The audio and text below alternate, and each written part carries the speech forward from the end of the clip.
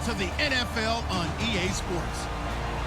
As we head towards kickoff, two quarterbacks will be on the field today trying to push their team to victory. It's the Seahawks going up against the Cowboys. With that, let's go out to AT&T Stadium in Dallas. Here are Brandon Gaudin and Charles Davis. Larry, we find ourselves right in the center of the Dallas-Fort Worth Metroplex in Arlington at AT&T Stadium. Today, we've got a good NFC matchup lined up here between the Seattle Seahawks and the Dallas Cowboys.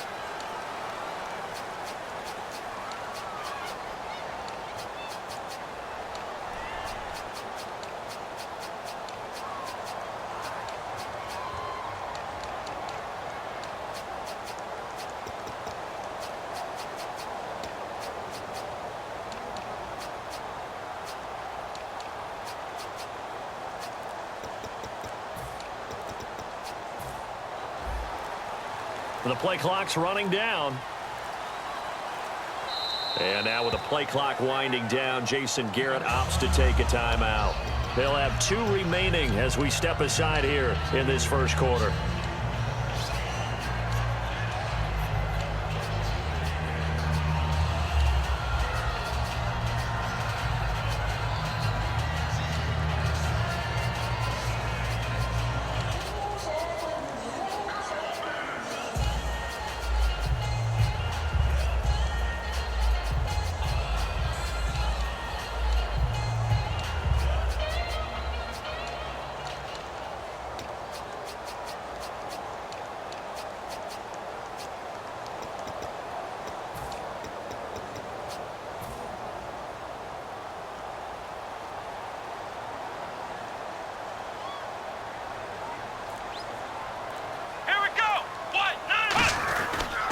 Here's the first carry for Ezekiel Elliott.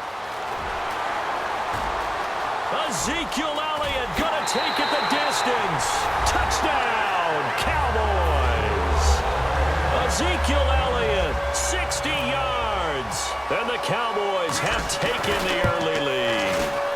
The very first play from scrimmage, how about that? Talk about setting a tone. And people always talk about doing exactly that in the first 5 minutes of the game, the first offensive and defensive series. Who's going to gain an advantage? Well, we saw exactly what happened there. A tone was definitely set by the offensive team.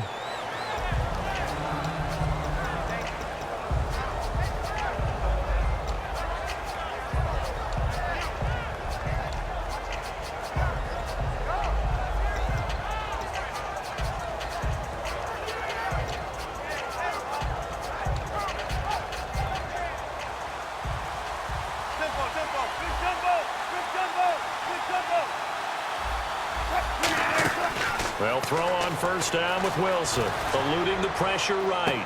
To the sideline, and oh, a nice catch there. Made sure the feet were inbounds, and they were. And this offense often hinges on one of the best tight ends in the league, and that's Jimmy Graham. I think he made up for lost time when he got to the NFL because in college, he was mainly a basketball player, a defender who couldn't score. Now he's flipped it around in the NFL. Every time he touches the ball, he's a threat to score. Now Wilson on second down. Flushed out right. He's going to let this go deep. Back over the middle. And the hit jarred it loose. It's incomplete. As we get a look at the defensive starters, the secondary, they're certainly going to need to be on their toes in this one. And you know me really well. Where do I start analyzing a game? From the secondary. And these guys have to be on point today. They're facing a high-powered attack. A nickelback added defensively as they look to stop this 3rd and 8. No gain on the play there. A nice job defensively. And it likely forces a punt situation on 4th. One of the things I love about this game is there's a match of wits throughout the game. Who's going to get the advantage? He rifles one that's intercepted. Picked off here by Anthony Hitchens. And he'll take this back down inside the 20. And now Dallas gets set to take the field. And coming off a one-play drive that was so deflating for the defense, what's their mentality? How do they rally here and stop this offense? Well, hopefully there's some determination that sets in because they weren't ready to go on the last one. Give all the credit to the offensive guys for getting it done, but to allow a run of that length, That's just not being prepared. So now, are they determined? Are they ready to read their keys and make the proper plays? And we'll see how determined they are. And after the play on the ground, that brings up second down here. Flex round! Flex round! They come out here in the eye. They go to Elliott again. Stiff-armed him. They give him 13 yards there on the play and a fresh set of downs. And for Elliott, the Zeke train continues to roll, my friend. 97 more yards, 2 more touchdowns on Thanksgiving. That's number 10 in the rest. Especially running backs. Will they hit the so-called rookie wall? And Zeke Elliott is showing no signs of that wall being there.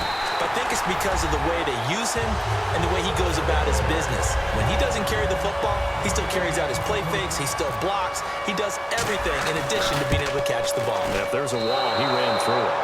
And this is no good. Missed the PAT, so they fail to connect.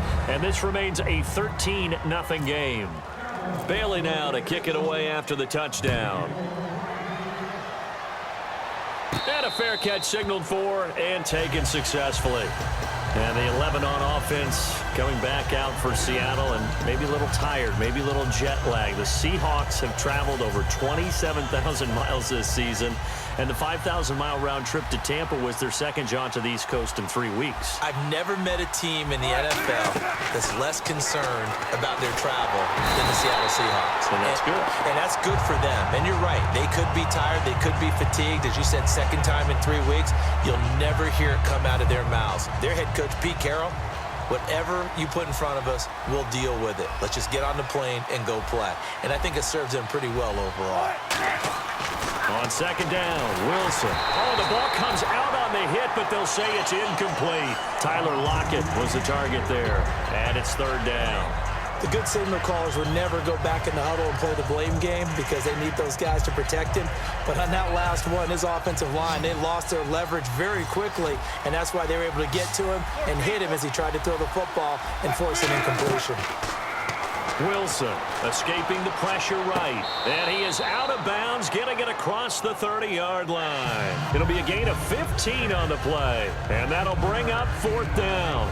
I think the training and practice broke down on that play because he simply didn't run the route deep enough to get to the first down marker, despite what was a really nice catch and toe tap on the sideline. Well, that's third down 101. You got to go to the marker, know where it is. They'll indeed go for it with Wilson. And able to find Graham, complete. It's a gain of 5 on the play, and they're able to pick up the conversion here on fourth down. I don't know if I agree with that. I guess they don't care if I agree with that.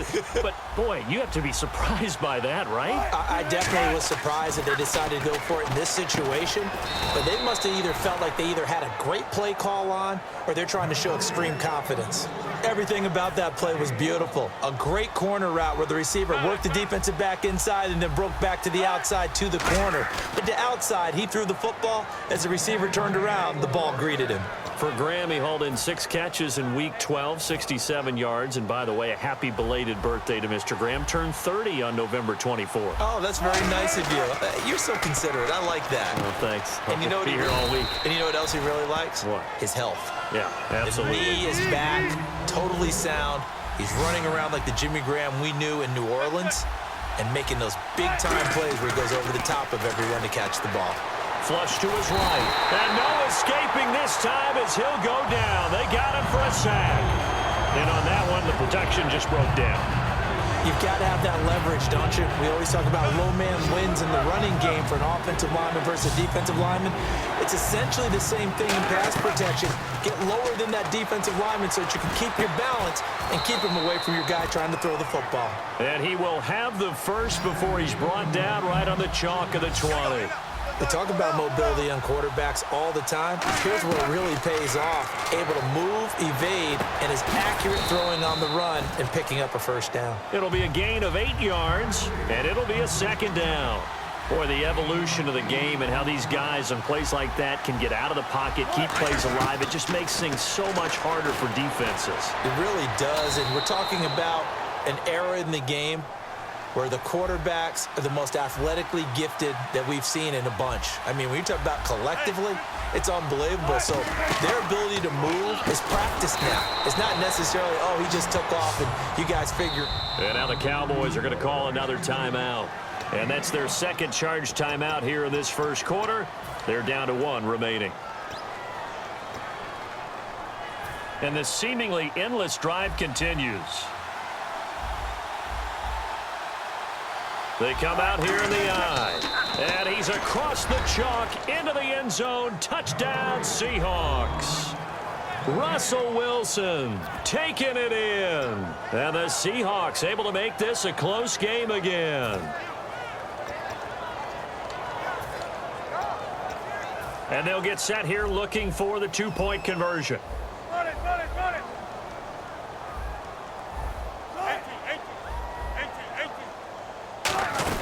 On the ground, rolls. And he will dive into the end zone, and the 2-point conversion is successful. Hauschka now to send this one away following the score. This is fielded at the goal line. Here's the Dallas offense now heading back out onto the field. And that recipe on their last drive that resulted in a touchdown looked pretty good, so they'll be hoping to do that once more. It takes me back to when we sat with the offensive coordinator and the head coach. They felt pretty good about their game plan and thought there were some holes in the defense, and they exploited them the last time out. Let's see if they can come back and put together a similar drive. And we'll see if they can do just that. A tough run by Ezekiel Elliott, the 4th overall pick in the 2016 draft. If you watch tape of him in college, you saw plenty of those runs, because I know the highlights showed him in the open field breaking away from people, but that's how he wore down defenses, those exact type of runs. Here we go. Brand 38. Brand 38. Sitting alongside Charles Davis, I'm Brandon Gaudin, as it is Cowboy football to begin quarter number 2, and they've got it here with a first down.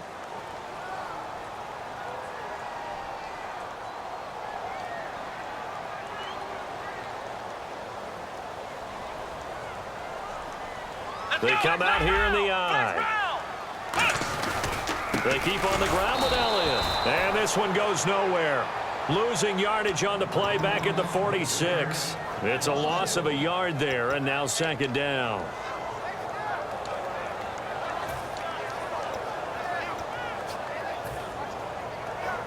And the offense behind the chains here a touch on 2nd and 11. They'll come out in the pistol. On 2nd down, Elliott. And he's going to fight his way forward here for a modest gain. He gets them a little over half of what they needed. Now they're looking at a 3rd and 5. But you got to give kudos to your offensive line and the guy carrying the ball, because they were in a 2nd and long situation. It seemed pretty dire, but they brought it back to 3rd and manageable with that run. Here's Prescott. He completes it to Bryant. The 20. And he is into the end zone for a Cowboy touchdown.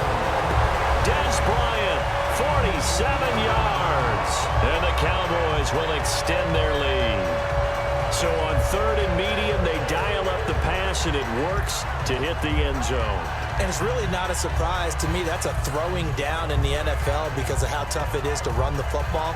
But what offenses like to do is still show run formations to make them respect it and throw out of those. In this case, they took a nice shot at the end zone and made it pay off. He missed one earlier, remember, but this time he gets it to go. Bailey now to kick it away after the touchdown. Fielded about a yard deep. And he'll get it up past the 20 to the 22-yard line. And out now come the Seahawks. And they're hoping to capture some of that magic they had last time out when they were able to put together a scoring drive. But they're still down here, Charles.